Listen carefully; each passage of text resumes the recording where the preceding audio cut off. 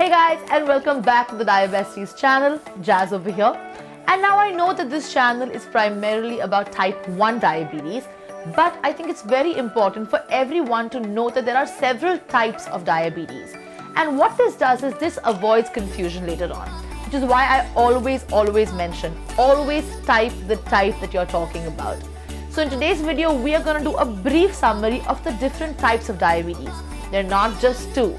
There are actually quite a few. So let's get into it with the first type of diabetes. The first type that we're going to talk about is the type that most of us have, that is type 1 diabetes. Type 1 diabetes is an autoimmune condition where your body mistakenly destroys the insulin-producing beta cells of the pancreas. Insulin is a hormone that converts the glucose we get from the food we eat into energy. It's a very important hormone. People with type 1 diabetes have no insulin production at all, which is why we must rely on external insulin to survive. It's normally juvenile, but it can happen at any age and it cannot be cured.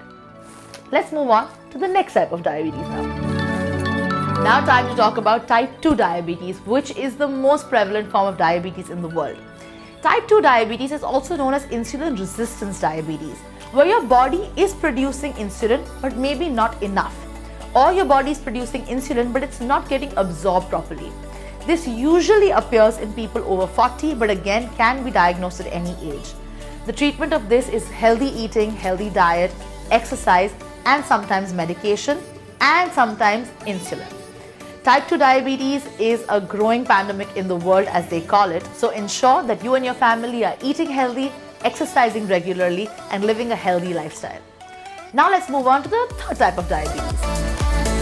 Now we come to gestational diabetes.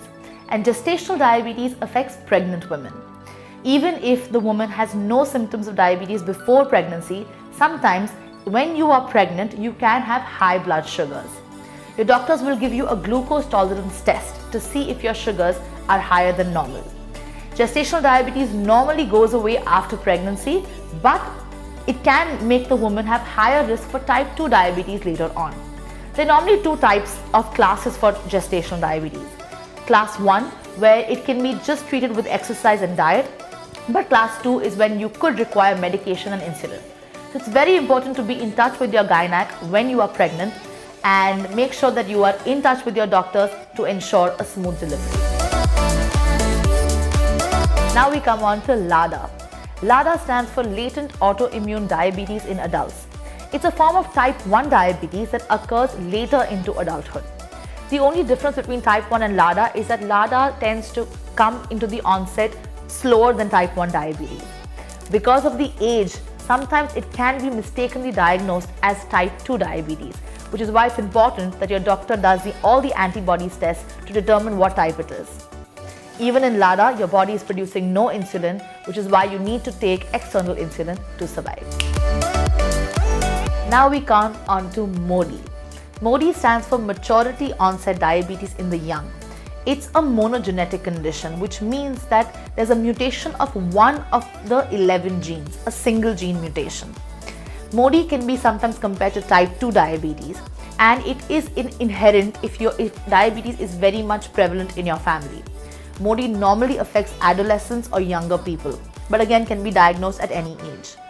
With MODY, sometimes the treatment required is insulin, sometimes only medication, or sometimes no treatment at all, depending on what type of MODY you have. And that can be diagnosed using a MODY test. Now we come on to double diabetes.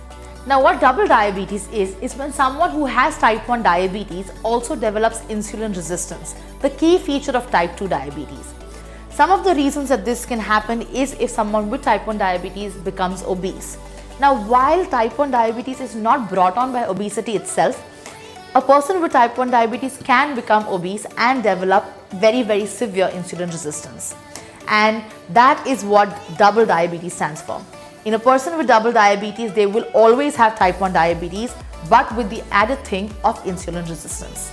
So even people with type 1 diabetes, that's why we say it's very important to eat healthy and exercise regularly.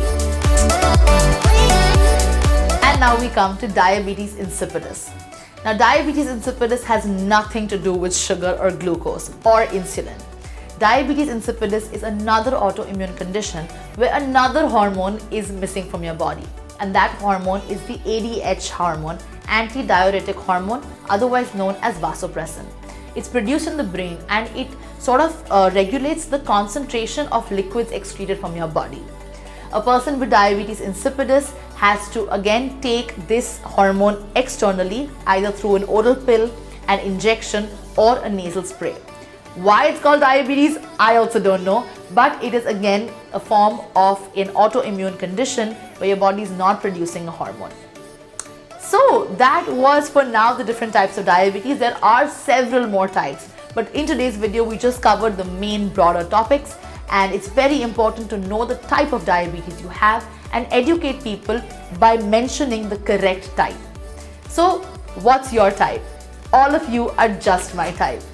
So take care, live happily, bolus regularly, and stay safe in these times. Continue washing your hands, social distance, wear a mask, and as always, be type whatever you are of a kind.